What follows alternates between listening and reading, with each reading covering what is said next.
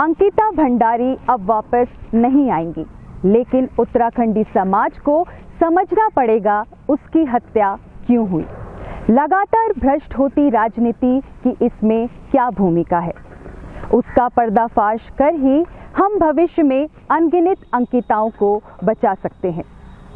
पूरे राज्य की सरकारी नौकरियों के घोटाले में सत्ताधारी पार्टी की भूमिका चर्चा में है।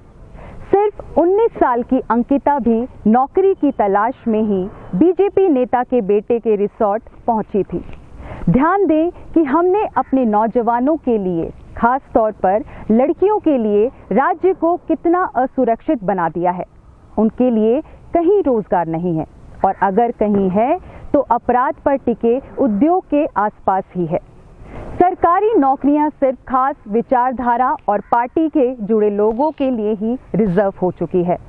हमारे महान नेता अक्सर पर्यटन उद्योग को बढ़ावा देने की बात करते हैं। उद्योग यानी मुनाफे का धंधा। पहाड़ों में आने वाले लोग पैसे के बल पर यहाँ की प्रकृति से लेकर सब कुछ का उपभोग कर लेना चाहते हैं। इस धंधे में गंभीर अध्यताओं और यूं ही भटकते हुए जिंदगी तलाशने वालों के लिए कोई जगह नहीं है। भ्रष्ट नेताओं के तार इस धंधे से जुड़े हैं। अगर राज्य के होटल और रिसोर्ट व्यवसाय का सही आकलन किया जाए तो अवैध तौर पर चल रहा ये धंधा आपको हैरान कर देगा।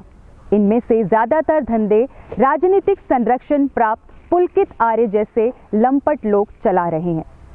ऐसा क्यों हो रहा है कि राज्य में जितने घोटाले या अपराध हो रहे हैं उसमें सत्ताधारी पार्टी के लोग ही नजर आ रहे हैं। हाकम सिंह से लेकर पुलकित आर्य तक इनकी एक लंबी लिस्ट है। नौजवानों का आक्रोश अभी भ्रष्टाचार को चुनौती देने लग रहा है, लेकिन घाघ राजनीतिज्ञों से टकराने के लिए उनमें राजनीतिक समझदारी का अभाव लगता है। हत्या आरोपियों को लेकर फांसी की सजा की मांग करना और भर्ती घोटाले में कुछ नेताओं के प्रति मासूमियत से भरे हुए मुंह दिखाना इस बात का संकेत है। देवभूमि की माला जपकर भी उत्तराखंड को इंसानों के रहने लायक नहीं बनाया जा सकता है। पुलकित आर्य के अवैध रिजॉर्ट पर बुलडोजर चलाने पर एक तबका सरकार की वाहवाही कर रहा है, लेकिन क्या किसी के पास इस बात का जवाब है कि सरकार की सरपरस्ती में आखिर ऐसा रिसोर्ट चल कैसे रहा था? क्या तब सरकार गायब थी?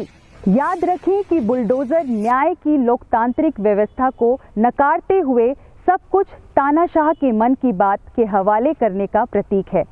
हैरानी की बात है कि लोग लोकतंत्र की हत्या के तमाशे का मजा ले रहे हैं। जिस रिसोर्ट में अंकिता काम कर रही थी उसे ध्वस्त कर कहीं सबूत नष्ट करने का खेल तो नहीं कर दिया गया।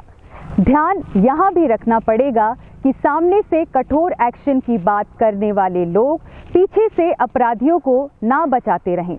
पर्दे के पीछे अक्सर ऐसा होता है। नेताओं के सार्वजनिक बयानों से इतर अगर आप उनके कारनामों को नज़दीक से देखें तो आपको ये बात और अच्छी तरह समझ आएगी।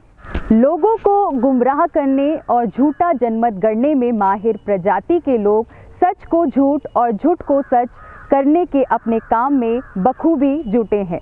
क्या इस बात का एहसास समाज को है? उत्तराखंड की संस्कृति में जिस तरह धूर्तता और भ्रष्टाचार को सामाजिक स्वीकृति मिलती जा रही है, राज्य में चल रही वर्तमान घटनाएं उन्हीं का रिफ्लेक्शन है।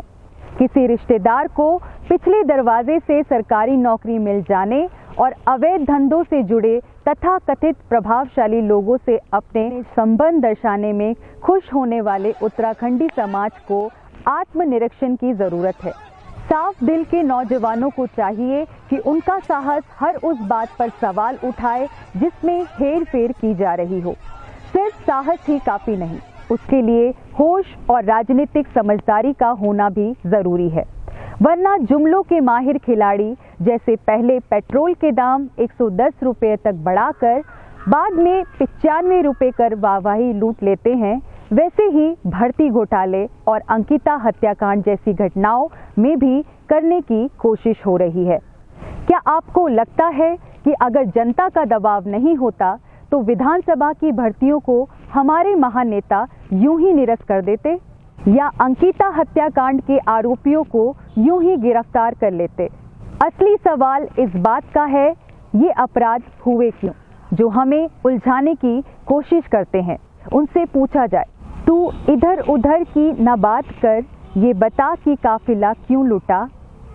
मुझे रहजनों से गिला नहीं, तेरी रहबरी का सवाल है।